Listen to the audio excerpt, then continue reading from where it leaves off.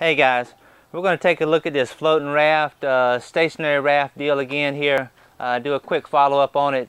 What you're looking at is the RAKIT, which is spelled K-R-A-T-K-Y. He's the professor from the University of Hawaii who was doing this. This is the side that has no aeration, doesn't require any type of air pump, water circulating pump, anything like that.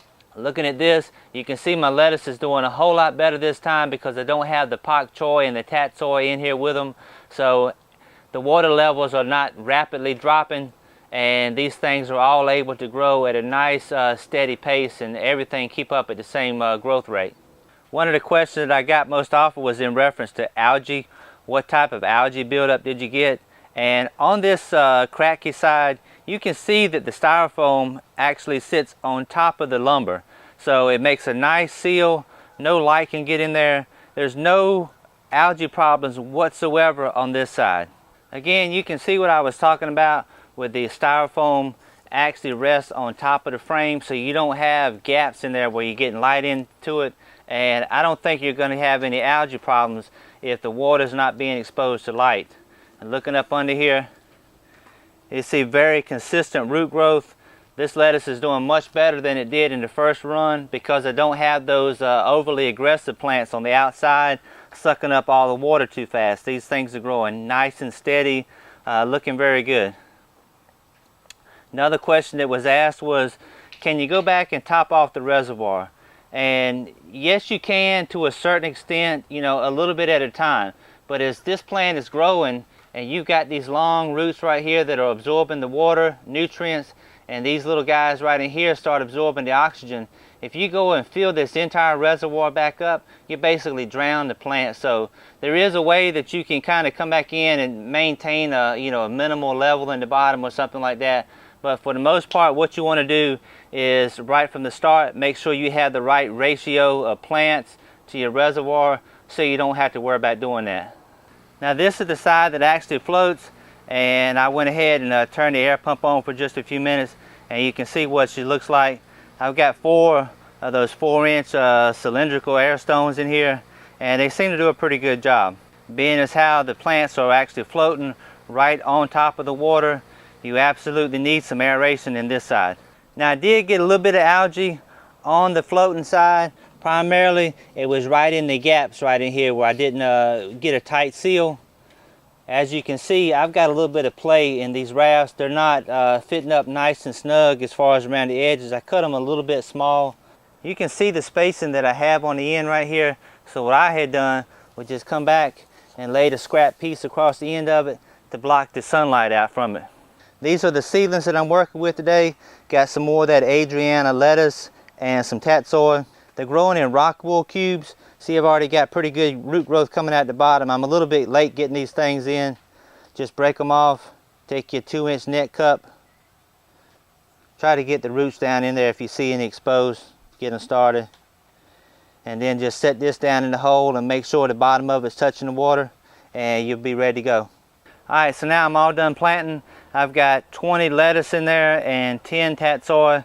And looking at it right here, it's about 10 o'clock in the morning, and you can see how shady it is. This is on my north wall, so I've got tomatoes between the lettuce and the sunshine. So basically all I'm getting is whatever sun is shining between the tomato plants. So these are growing a little bit slower than what I had early on, but 35, 40 days, 45 days, that's still not too long for me to wait for a head of lettuce.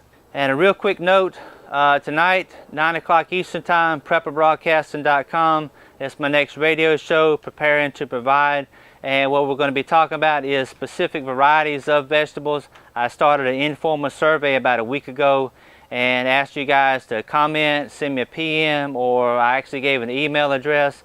And thank you to everybody who responded.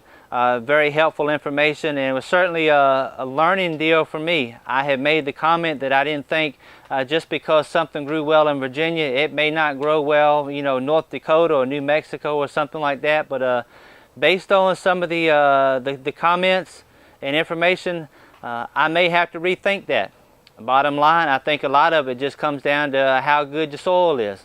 So again, thank you to everybody for the information. Look forward to seeing you there tonight, 9 o'clock Eastern Time, prepperbroadcasting.com. And one more thing I want to show you real quick.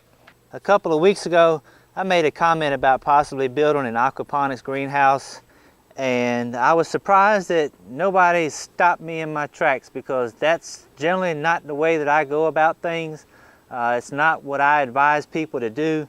What I always say, start small, do a test run, work out the kinks, make sure you've got everything figured out, then upscale it and go ahead and get the job done. So before I go and build another greenhouse, what I'm going to do is take my own advice.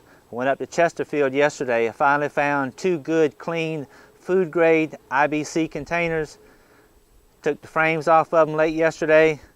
Now what I need to do is get them cut down, get them painted, and figure out how I'm going to get them into the greenhouse. But this is what I'm going to start with, these 2 right here.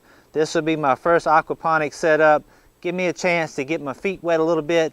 I've seen a lot of videos of other people who had done this. One of them, B and Bob, my buddy Rob down in Australia, he's got a nice little IBC set up in his backyard. I'll go back and watch some of his videos and a lot of the others too, and pick out the pieces that I like and put together something that I think will suit my purpose. And then if all goes well over the next 3 or 4 months and I get real comfortable with this, then it will make sense for me to go ahead and maybe build another greenhouse, upscale it, and just go crazy with this stuff. We'll see what happens. So y'all take care, and Lord willing, I'll see you next time.